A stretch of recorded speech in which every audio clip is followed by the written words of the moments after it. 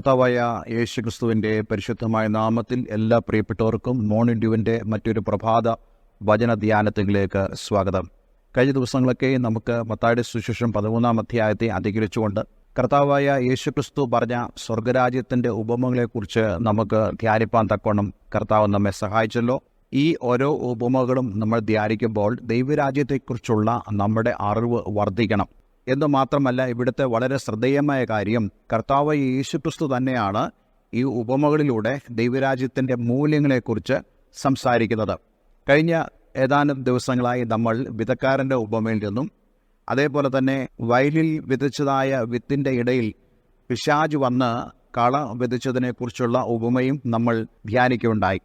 ഇന്ന് നമ്മൾ ചിന്തിക്കാൻ പോകുന്നത് മത്തായിയുടെ സുവിശേഷം 13-ാം അധ്യായം 31-32 വാക്യങ്ങളിൽ കാണുന്നതായ ഒരു ഉപമയാണ് നമ്മൾ ഇന്ന് ധ്യാനിക്കാൻ പോകുന്നത്. സ്വർഗരാജ്യം കടുകുമണിയോട് സദൃശ്യം. അത് ഒരു മനുഷ്യൻ എടുത്ത് തൻ്റെ വയലിൽ ഇട്ടു.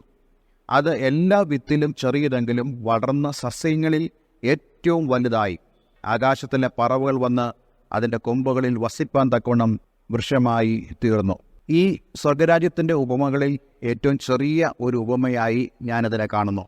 എന്ന് മാത്രമല്ല, ഇവിടെ കൊടുത്തിരിക്കുന്നതായി വിത്ത് ധാന്യങ്ങളിൽ അല്ലെങ്കിൽ വിത്തുകളിൽ ഏറ്റവും ചെറുതായ ഒരു വിത്താണ്. ഈ ഉപമയെക്കുറിച്ച് പല ചിന്താഗതികളും പലരിലും ഉണ്ടായിട്ടുണ്ട്. ധാരാളം അഭിപ്രായ ഭിന്നതകൾ ഈ ഒരു ഉപമയുമായിട്ട് ഉണ്ടായിട്ടുണ്ട്.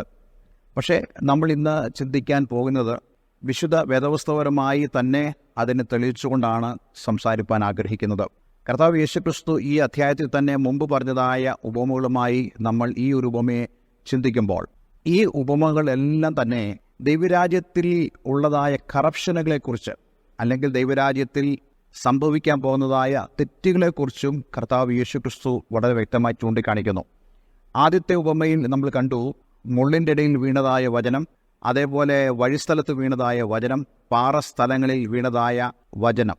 അപ്പോൾ ഇങ്ങനെയുള്ള കറപ്ഷനെക്കുറിച്ച് നമുക്ക് കാണാൻ കഴിയുന്നു. എന്ന് പറഞ്ഞാൽ ദൈവരാജ്യത്തിൽ ഉള്ളവരായ ആളുകളുടെ ഇടയിൽ പോലും വഴി സമാനമായി ജീവിക്കുന്നവരും മുള്ളുകൾ പോലെ ജീവിക്കുന്ന ആളുകൾ എന്ന് പറഞ്ഞാൽ ഈ ലോകത്തിൻ്റെ ചിന്താഗതികൾ, ധനത്തെക്കുറിച്ചുള്ള ചിന്തകൾ, ഇവയൊക്കെ നിറഞ്ഞതായ ആളുകളും ദൈവരാജ്യത്തിലുണ്ട് എന്നുള്ള വസ്തുത കർത്താവ് യേശുക്രിസ്തു സൂചിപ്പിക്കുന്നു.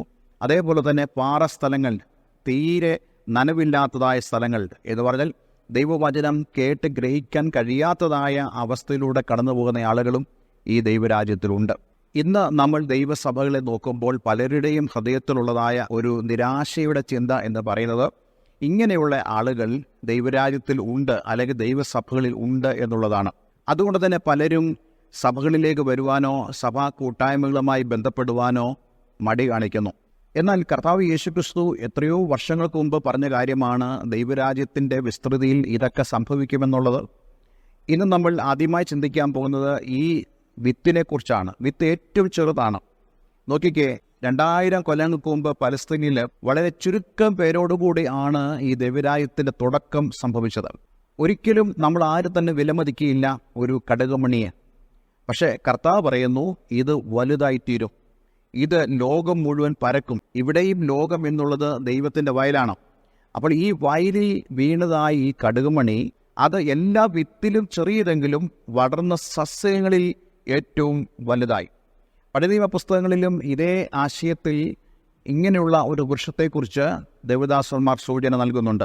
പ്രവാചക പുസ്തകമായ യെഹെസ്കേലിൻ്റെ പുസ്തകത്തിലും അതുപോലെ തന്നെ മറ്റൊരു പ്രവാചക പുസ്തകമായ ദാനിയേലിലും സാമ്രാജ്യത്വത്തിൻ്റെ പ്രതീകമായി ഈ വൃക്ഷങ്ങളെ ചൂണ്ടിക്കാണിച്ചിട്ടുണ്ട്. അപ്പോൾ കടുകുമണി എന്നുള്ളതായി വിത്ത് ഈ ലോകമാകുന്ന വയലിൽ കർത്താവ് യേശുക്രിസ്തു പാകിയെങ്കിൽ അത് ഒരു സാമ്രാജ്യമായി തീരും എന്ന് പറഞ്ഞാൽ അതൊരു ദൈവരാജ്യമായി ലോകം മുഴുവൻ പരക്കും എന്നുള്ളതായ സൂചന കർത്താവായ യേശുക്രിസ്തു ഇവിടെ നൽകുന്നു. അതേപോലെ തന്നെ നമ്മൾ മനസ്സിലാക്കേണ്ട മറ്റൊരു കാര്യമാണ്, എന്നോട് പല ആളുകളും ചോദിച്ചിട്ടുള്ള ഒരു ചോദ്യമാണ്, കടുകുമണി ഇത്ര വലിയൊരു സസ്യമായി മാറുമോ അല്ലെങ്കിൽ ഒരു മരമായി മാറുമോ? സാധാരണയായിട്ട് കടുകുമണിയുടെ ആ വിത്ത് മുളച്ചു കഴിയുമ്പോൾ ഏതാണ്ട് 3 മീറ്റർ പൊക്കം മാത്രമേ അത് വെക്കുകയുള്ളൂ. ഒരു ബുഷ് എന്ന പോലെ മാത്രമേ, ഒരു കുറ്റിച്ചെടി എന്ന പോലെ മാത്രമേ നമുക്ക് തോന്നുകയുള്ളൂ. പക്ഷേ കർത്താവ് യേശുക്രിസ്തു ഇവിടെ പറയുന്നത് അത് വലിയൊരു വൃക്ഷമായി തീർന്നു. ലോകം മുഴുവനും അതിൻ്റെ ചില്ലകളെ നീട്ടുന്ന രീതിയിലുള്ള ഒരു വലിയ വൃക്ഷമായിട്ട് കടുകുമണി മാറുവാനിടയായി തീർന്നു. അപ്പോൾ ഇത് അസംഭവ്യമായ ഒരു കാര്യമാണ് കർത്താവ് യേശുക്രിസ്തു പറയുന്നത്. എന്ന് പറഞ്ഞാൽ കർത്താവായി യേശുക്രിസ്തു ദൈവരാജ്യം സ്ഥാപിക്കുമ്പോൾ ആളുകൾ ഇതിനെ വളരെ ചെറുതായിട്ട് കണ്ടു. എത്രയും പെട്ടെന്ന് ഇത് അസ്തമിച്ചു പോകുമെന്ന് അന്നത്തെ സാധുക്യരും പരീശന്മാരും അതുപോലെ വിമർശകരായ മറ്റുള്ളവരും വിമർശിച്ചു. പക്ഷേ അന്നേ യേശു പറഞ്ഞു, ഈ കടുകുമണി സസ്യം ഇത് ലോകം മുഴുവൻ പരക്കും. കർത്താവ് യേശുക്രിസ്തുവിൻ്റെ ആ മഹത്തായ ആഹ്വാനത്തിൽ യേശു എന്താ പറഞ്ഞത്? നിങ്ങൾ യഹൂദയിലും ശമര്യയിലും ലോകത്തിൻ്റെ അറ്റത്തോളം എൻ്റെ സാക്ഷികളായി തീരുവിൻ. അപ്പോൾ ഈ കടുകുമണി എന്ന് പറയുന്നത് ലോകം മുഴുവൻ പരക്കാനുള്ളതാണ്. അതേപോലെ തന്നെ ഇവിടെ കർത്താവ് യേശുക്രിസ്തു പറയുന്നു, ആകാശത്തിലെ പറവുകൾ വന്ന് അതിൻ്റെ കൊമ്പുകളിൽ വസിപ്പാൻ തക്കവണ്ണം അത് വൃക്ഷമായി തീർന്നു. ഈ ആകാശത്തിലെ പക്ഷികൾ എന്നതിന് മറ്റൊരു ഉപമയിലും കർത്താവ് യേശുക്രിസ്തു ഇതേ കാര്യം തന്നെ പറയുന്നുണ്ട്. ആകാശത്തിലെ പക്ഷികളെക്കുറിച്ച് വഴിയരികെ വീണതായ വിത്ത് അതിനെ കൊത്തിപ്പെറുക്കിക്കൊണ്ട് പോയത് ആകാശത്തിലെ പറവകളാണ്. അപ്പോൾ അവിടുത്തെ ആ പറവകൾ എന്നതിൻ്റെ വിവക്ഷ എന്ന് പറയുന്നത് സാത്താനെയാണ് കാണിക്കുന്നത്.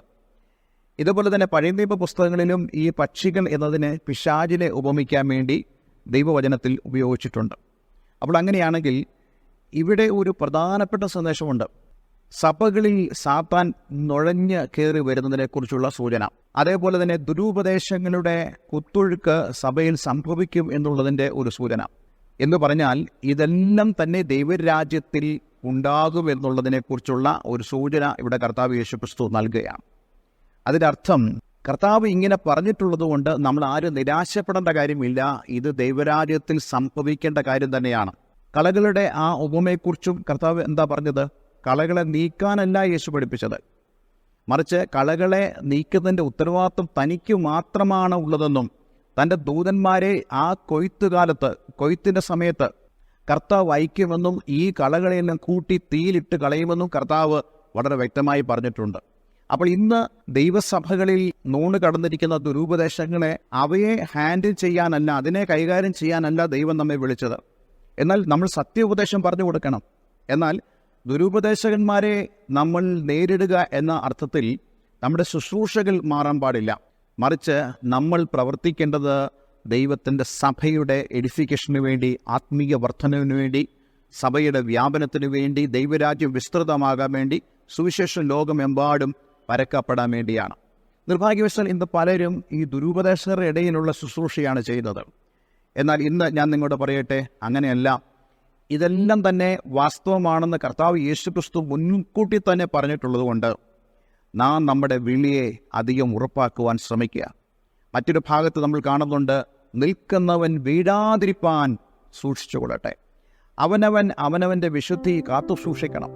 അവനവൻ്റെ ആത്മീയ ജീവിതത്തിൽ അവനവൻ ശ്രദ്ധ കേന്ദ്രീകരിച്ച് മുന്നോട്ട് പോയില്ലെങ്കിൽ നമ്മുടെ ജീവിതം വല്ലാത്ത ഒരു പരുവത്തിലായിത്തീരും. അതുകൊണ്ട് എന്നെ കേൾക്കുന്ന പ്രിയമുള്ളവരെ, വിശുദ്ധൻ ഇനി തന്നെ വിശുദ്ധീകരിക്കട്ടെ. അഴുക്കുള്ളവൻ വീണ്ടും വീണ്ടും അഴുക്കാകട്ടെ. കർത്താവ് യേശുക്രിസ്തു 2000 കൊല്ലങ്ങൾക്ക് മുമ്പ് തന്നെ ദൈവരാജ്യത്തിൻ്റെ പരിധിക്കുള്ളിൽ നടക്കുന്നതായ ഇപ്രകാരമുള്ള കാര്യങ്ങളെ യേശു ചൂണ്ടിക്കാണിച്ചിരുന്നു. എന്നാൽ ഒരു കൊയ്ത്ത് കാലം വരുന്നുണ്ട്. അന്ന് കൊയ്തെടുക്കുമ്പോൾ ഒരിക്കലും ഈ കളകളെ കൊയ്ത് തൻ്റെ രാജ്യത്തിലേക്ക് പ്രവേശിപ്പിക്കുകയില്ല, തൻ്റെ ഭണ്ഡാരഗൃഹത്തിലേക്ക് ദൈവം കൊണ്ടുവരികയില്ല. അതിനെല്ലാം ദൈവം ന്യായം വിധിക്കുന്ന ഒരു സമയമുണ്ട്. ഇന്നുള്ള ദുരുപദേശങ്ങളെയും ദുരുപദേശകരെയും ന്യായം വിധിക്കുന്നതായ ഒരു സമയമുണ്ട്. ദൈവസഭയെ നൂണ് കടന്നിരിക്കുന്ന കുറുക്കന്മാരെയും ദൈവം കൈകാര്യം ചെയ്യുന്ന ഒരു സമയം അടുത്തു വരുന്നുണ്ട്. അതുകൊണ്ട് നമ്മൾ ആരും തന്നെ നമ്മുടെ വിശ്വാസവും പ്രത്യാശയും നഷ്ടപ്പെടുത്താതെ കർത്താവ് യേശുക്രിസ്തുവിൽ നമ്മൾ പ്രത്യാശ കേന്ദ്രീകരിക്കുന്നെങ്കിൽ തീർച്ചയായിട്ടും നമ്മൾ അനുഗ്രഹിക്കപ്പെടുവാൻ ഇടയായിത്തീരും. ഒരു വാക്ക് നമുക്ക് പ്രാർത്ഥിക്കാം. സ്വർഗീയപിതാവേ, എന്ന് ഞങ്ങളെ കേൾപ്പിച്ച ഈ മനോഹരമായ സന്ദേശത്തിനായി സ്തോത്രം. ദൈവരാജ്യത്തിൽ പലപ്പോഴും ഞങ്ങൾ കാണുന്നതായ കറപ്ഷനുകൾ ഞങ്ങളുടെ ഹൃദയത്തെ വേദനിപ്പിക്കുന്നു, ഞങ്ങളെ നിരാശയിലേക്ക് കൊണ്ടുപോകുന്നു. പക്ഷേ കർത്താവ് ഞങ്ങളോട് മുൻകൂട്ടി പറഞ്ഞല്ലോ, നിങ്ങൾ പ്രയാസപ്പെടേണ്ട. ദൈവവചനത്തിൽ ഞങ്ങളുടെ ആത്മീക പുരോഗതിക്ക് വേണ്ടതായ സകല കാര്യങ്ങളും അങ്ങ് എഴുതി വച്ചിരിക്കുന്നതിനായി ഞങ്ങളങ്ങേക്ക് നന്ദി പറയുന്നു. എന്നെ കേൾക്കുന്ന പ്രിയമുള്ളവർ ആരും തന്നെ നിരാശരാകാതെ ദൈവകൃപയിൽ ആശ്രയിപ്പാനും ദൈവത്താലുള്ള ശക്തി പ്രാപിച്ചുകൊണ്ട് കഴുകനെ പോലെ പുതുക്കി വന്ന് ആത്മീയമായ വരങ്ങളും ദൈവിക കൃപകളും പ്രാപിച്ച് ഉയരത്തിൽ പറക്കുന്നവരായി തീരുവാൻ നീ അവരെ സഹായിക്കണമെന്ന് പ്രാർത്ഥിക്കുന്നു. പ്രാർത്ഥന കേട്ടതിനായി നന്ദി. യേശുവിൻ നാമത്തിൽ തന്നെ. ആമേൻ, ആമേൻ. ഇന്നത്തെ വേദവചനം നിങ്ങളുടെ ജീവിതത്തിൽ അനുഗ്രഹപ്രദമായി തീർന്നു ഞാൻ വിശ്വസിക്കുന്നു. ഈ സ്ക്രീനിൽ കാണുന്ന ഫോൺ നമ്പറുകളിൽ ഞങ്ങളെ വിളിക്കുക. എല്ലാവരും ദൈവം അനുഗ്രഹിക്കട്ടെ. Have A nice day. God bless you all.